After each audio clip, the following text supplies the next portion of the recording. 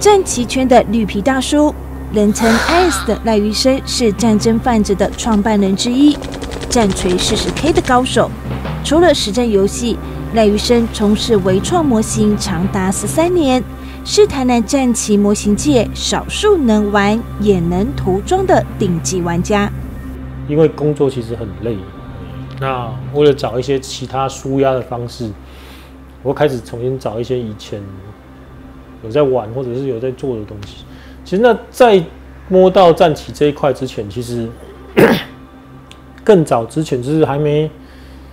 资讯还没那么发达的时候，其实在一次搜寻一些游戏资料的时候，有发现这个，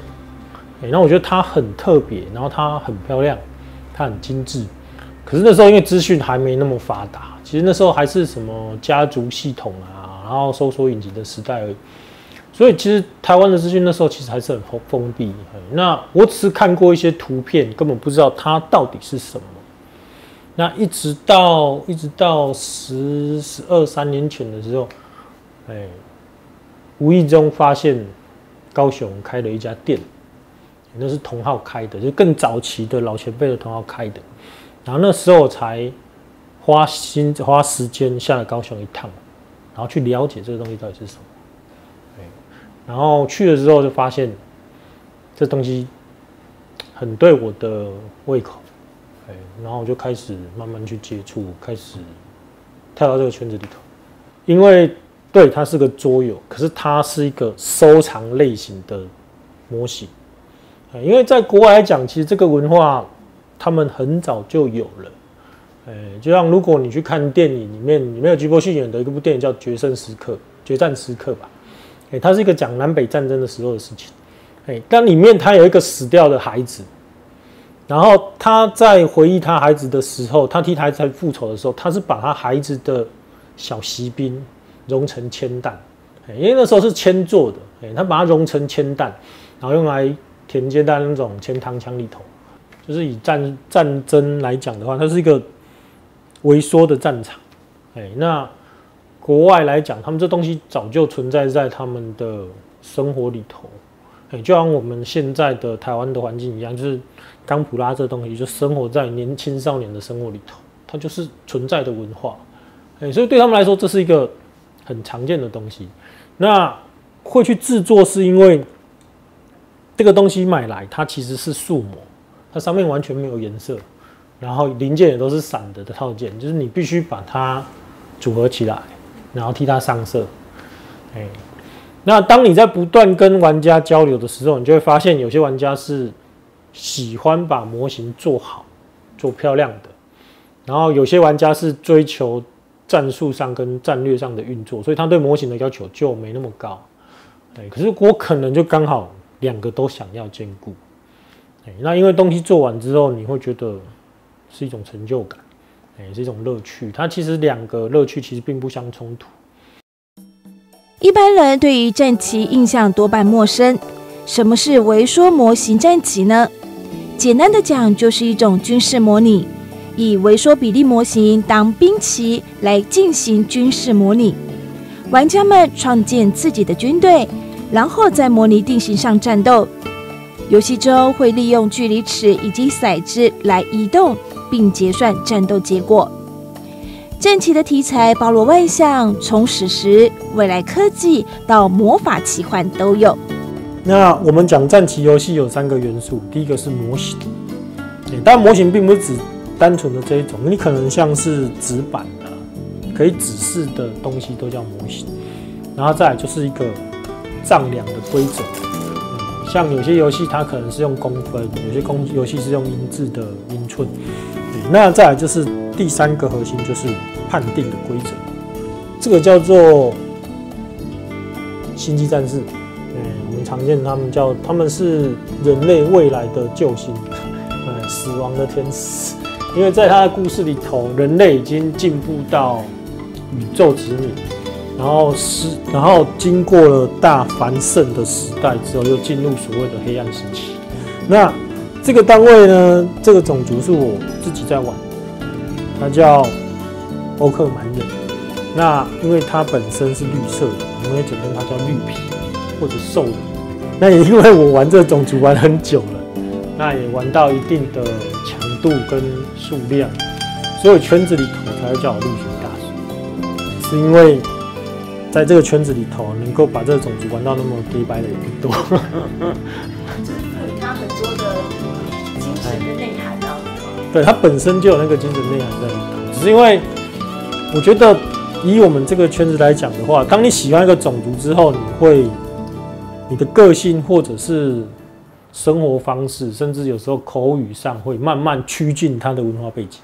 通常这个就是规则上的事情。那我们就接触它，就是它可能有移动回合，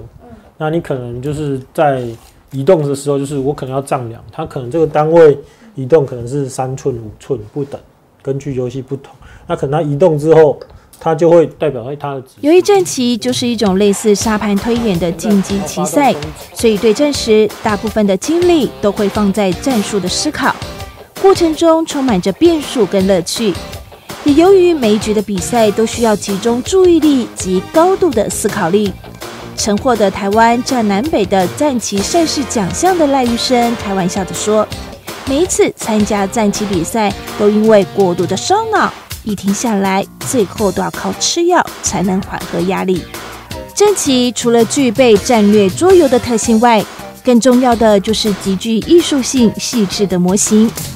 战棋模型的制作可以说是满足了部分男生心里的梦想，因为从组装到涂色都可以依照自己的创意发挥，如同自己亲手打造一支军队般，而玩家自己化身为指挥官，在棋盘上大显身手。第一个当然是舒压，因为其实家里的工作蛮繁重的，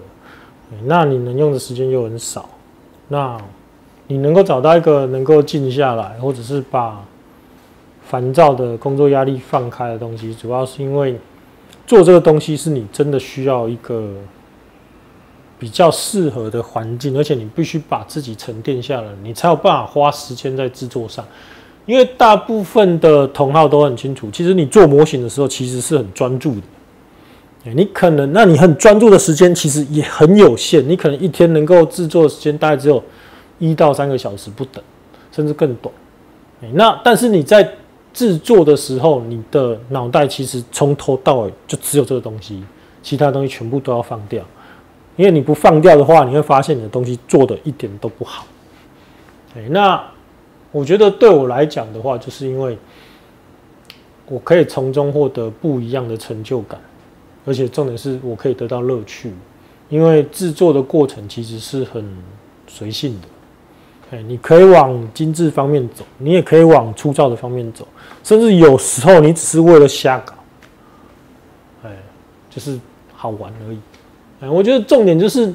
当这个娱乐的价值就在于核心是好玩。不管你今天玩什么都一样，如果你不觉得它有趣，你就不会开心，不会开心，你的压力就放不掉。那我觉得制作这个事情来讲，对我来说是开心的。我觉得这是最重要的核心。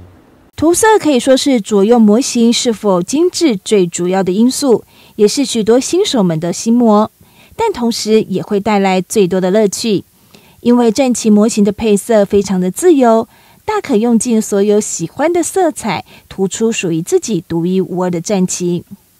我们今天这个示范的是熔岩地台的绘制，因为它的技术其实是比较基础，那上手速度也比较快。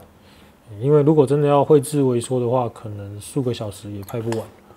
那我们就是用一个比较好入门，然后效果比较直接的东西来告诉大家手绘的魅力。那我们会先用干扫，是因为干扫会影响到旁边的色块，所以这个东西会先做。那我们第一道会先选用比较浅的灰色去做，做第一道的冷却的岩层的部分。那刷的时候尽量让它呈现所谓的放射状，让你的岩块中间是偏黑，周围是偏白这样子。那我们现在用的这个都是纯水系的颜料，也就是一般说的亚克力颜料，它其实就跟水彩差不多。那好处就是干燥的速度快。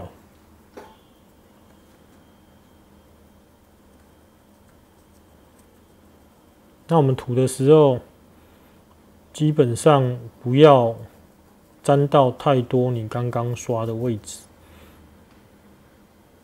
把它涂到所谓我们的裂缝的中间去。但是你也不要担心说它化到，因为岩浆在跑的时候，其实它温度不会只有单一的状态，它其实还是会有喷溅，然后岩层会有不同的颜色的色块。一个我们看似简单的熔岩地形，赖医生为了让它更加立体逼真，不断的层层叠叠涂上一层又一层的颜料，在细节上吹毛求疵。再来，我们会使用红色的亚克力墨水，或者是你可以自己调水洗颜料没关系。然后我们确定它大概不会垂流的时候，再把死角的地方吹干。干燥之后，你再下一道，这样才不会把颜料带起来。当然有时候会为了混色，当颜料还没干的时候就涂下一层。所以第二道我们在上的时候就直接用橘色来上。那因为我们要记得的是，你红色的部分还是要保留，你的橘色要下在红色的里面，然后不能把红色全部吃掉。求了，有的人是追求像卡通一样布灵布灵那种很漂亮的质感，那有的人是以仿真为主，这完全还是看个人的需求，它没有绝对。那接下来我们要埋白色，白色是在设定中它是最高的温度、最亮的颜色，所以它不能全部涂，甚至有时候还要回盖。也就是说，熔岩在流经地面的时候，或者是龟裂的时候产生的最高温的显现，但是因为显现之后，它一接触到空气，它其实就会冷却，所以通常我们看到白色的地方其实不多。那像现在是因为我要先埋这个亮点，等一下再用黄色把它盖回去。那在这里我们就稍微看到它颜色已经变化了，因为白色它是最亮的，那照理来说不应该都这么亮，所以我们会选择另外一个渐层色，就是黄色，比较偏温度高的黄色，稍微把白色盖一下，但是又不全部把白色盖掉，这是用色上比较吃经验的地方。那大家会发现其实这里的涂装其实颜色都没有涂饱，因为自然界的东西其实一直不断的混杂在一起。那这时候我还是选择用白色来做最后一次的干扫。那干扫要记得就是你的颜料的湿度要正确，太湿扫出来的效果就不对。就这么一小块的熔岩地形完成了，是否觉得叹为观止呢？尤其像是微创模型中一个人物的脑袋瓜子，可能跟一颗红豆相差无几，还得在微小细节处大做文章，所以只能靠画笔慢慢的手绘，相当考验玩家在手绘时的专注力。完成了一个熔岩的地毯，这是一个简单的色彩变化，那也没有太过复杂的技术。就是我们最常见的干扫跟水洗。我们先从这只 GK 模型来讲啊，这一只是赛车的兔子，那这一只是我自己在练习的时候的作品。那这个练习的核心在手速，就是手绘的速度。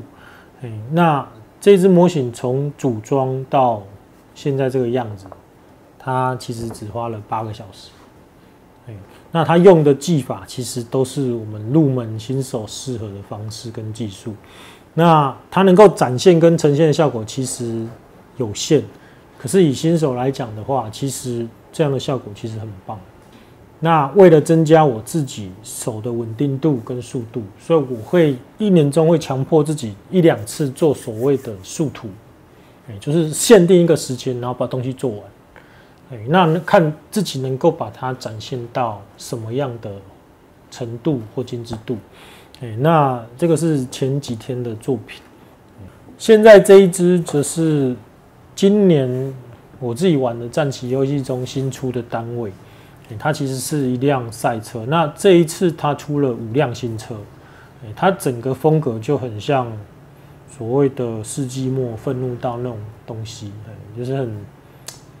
很疯狂、很飙速的。我们说这一次是所谓的飙车帮啊，它本身的模型零件其实比较细致，所以变成制作过程中我必须拆件制作，你没办法一次把它组装之后涂色，因为这样子颜色或者零件会互卡得很厉害。这只是加拿大一家公司的战旗模型，它其实它是比较大的单位，因为一般的战旗模型的比例大概是1:70到1:75之间，那因为它是大的单位，所以相对性的物件就比较大，简单说，它就是一只很大的恶魔，那因为它是魅魔，所以拟性化的状态比较清楚。那在制作它的时候，是因为它大概是20%的喷枪，80%的手绘。那为了表现它的质感跟色泽，那因为手绘其实很吃专注力，那我在制作它的时候，大概一次只能做3个小时。那3个小时，我可能只能涂它的一只大腿，或者一只小腿，或我身上的一个部件。我没办法一次把它涂完，是因为它实在太吃我的精神力了。好的东西还是要靠时间累积。那当然速涂有速涂的乐趣，那慢慢堆叠的技术也有慢慢堆叠的技术的乐趣。展现出来的作品质感、观赏的重点其实都不太一样。接下来这只也是比较偏日系的手作品，它是感染少女。它看起来的物件的结构比较特别，是因为它的底台其实有点像是梦幻一般的存在，像胡桃钳啊、玩偶啊、书籍啊，然后还有弹头。其实它是一个很梦幻的存在，但它相对中也赋予了所谓的死亡的氛围，因为它旁边有个骷头。然后你去看这个作品的背面的时候，会发现它有个伤口。它整个作品的名称叫《感染少女》，它其实是一个丧尸系列的作品。那因为它的底台太梦幻了，所以我在制作它的时候的设定，那一个在梦境中的女孩，然后做梦像自己被丧尸咬到，然后她很难过这样子。那相对性的，它的颜色色泽上其实就比较干净。我并没有直接做成像我们常看到的阴尸路那种感觉，其实大家都破破烂烂的、脏兮兮的。因为我觉得它毕竟是一个很漂亮的女孩子的模型，所以我也不希望太过展现那种肮脏的味道，所以制作上就让它比较属于梦幻一点。那这一只模型大概就是50%的喷枪，50%的手绘。那它制作上其实时间还是很长，最主要是人皮肤质感的堆叠，然后还有脸部表情的表现，其实都很吃时间。赖医生的模型作品，每一只制作上所花的时间都不同，尤其随着模型本身难易程度的差异，制作过程中所投入的时间跟精力，也让每一只模型展现出不同的效果。而这也是手绘模型最大的乐趣。这几年，随着玩桌游的人大幅成长，所以战棋玩家也是稳健的增加中。为了服务棋友，赖余生也成立了工作室，让棋友们有一个分享及交流的场所。当然，在推广之后，这个东西确实慢慢在拓展。当然，以现在的同好数量跟玩家数量，或者是收藏玩家的数量，跟以前比起来，确实是倍数的成长，这是事实。可是相对性的倍数成长，当你的基数分母很小的时候，这倍数成长就真的很有限。当然，我希望这个东西能够真的发展成一个更大的文化圈，因为这样我们常去看国外的比赛，或者去看国外的社群的时候，它其实是一个很庞大的文化圈。那个大到以台湾人来讲，其实你不太相信这个圈子在世界上竟然那么大。而有感于网络资讯过于发达，赖余生也建议新手们应该要直接与战棋前辈面对面请益，不仅可以吸收到最正确的资讯，减少走冤枉路，也可以更快的进入战棋迷人的世界。对，这是我第一批做的棋子，它其实很简陋，而且涂色的状况很糟糕。可是这个时候是我已经使尽我拥有的能力时候制作的东西。那我总会拿出来告诫新手，就是，因为我告诉你一些我过去失败的经验，所以你第一批做出来其实绝对不会是这样子，一定会比我更精美。因为我们过去的状况就是资讯不对等，你找不到正确的讯息，所以你使用的技术方法很多都是错误的。那我们去制作，像做这几支，我可能花的时间就是10几20个小时，然后只能达到这样的效果。那以现在新手来讲的话，当你得到正确的资讯的时候，你可能把我过去1年碰壁的时间都删掉了，你不需要自己土法炼钢，你不需要重新了解材料的运用。因为前辈愿意跟你分享，那你那1年的东西你就删除了，痛苦的那1年就过去了，你可能就会直接学习到比较正确的技术跟知识，那你得到的作品的程度就会比较好，你的成就感也会比较好，那你入门的时候的痛苦就会减少。由于微缩战棋可以说是赖余生正职工作外最大的休闲活动，所以一直以来都专注在手作与手绘各类微缩及比例模型的推广及新手指导。但这几年，他也开始思考跨领域的创作。其实我有这个转变，主要是2015年的时候，那是我第一次真的走出自己的圈子。其实，在15年之前，其实我都在战棋圈里面打滚，就是我的同好其实都是棋圈的朋友。其实我对魔圈的朋友交流很少，那也因为在那一年，本来在星光3月参加一个台南玩家办的一个叫玩家模型展，那一年在中山店的星光3月出展，那时候就是我放了1桌的棋子，就是标准棋桌的棋子，然后包含场景跟收藏品这样子。那是刚好他们的策展人员觉得，这东西很有趣，他们以前没看过，那他们就去问那时候玩家展的策展人说，这东西是谁的？然后他们来找我，问我有没有兴趣参加他们的那个系列的巡回。那我是觉得那时候刚好就是处于一些比较低潮的状况，那觉得难得有个机会可以去推广，或者是全台湾这样绕一绕，我觉得是蛮难得的机会，所以我就答应他们，然后就答应他们去出这个展览。那出这个展览的时候，我认识了不同文化圈跟手作圈的老师，包含做金属的、做霓虹的、做很多。那这些老师的年纪有的比我长，有的比我年轻，那有几个老师就跟我建议说，其实你这个东西可以做更大的推广，因为他觉得你做这个东西的技术并不包含在这个圈子里头，你可以做更多的运用，更多的分享，因为有很多不同的文化圈的人会需要这方面的东西，因为他可能他会画图，或者是他有创意，可是他没办法把它实际化或者是体现出来。那他们跟我建议就是说，你今天有这个能力，那你何必把它自己收起来呢？